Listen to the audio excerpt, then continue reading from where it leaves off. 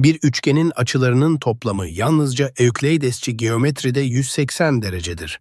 Eliptik geometride daha çok, hiperbolikte daha azdır. Evrenimizde gerçekten hangi tür geometrinin geçerli olduğunu ilk ve son olarak belirlemek için üç dağ zirvesi tarafından tanımlanan geniş bir üçgenin açılarının toplamını ölçmeye kalkıştığına ilişkin bir öykü anlatılır. Bundan 100 yıl sonra Einstein, evrenin geometrisinin maddesinin içeriğiyle belirlendiğini, dolayısıyla hiçbir geometrinin uzayın kendisine özünlü olmadığını söyleyen bir kuram, genel görecelik ortaya koyacaktı. Dolayısıyla hangi geometri doğrudur sorusuna doğa yalnızca matematikte değil ama fizikte de belirsiz bir yanıt verir. Douglas R. Hofstadter, Gödel Escherbach,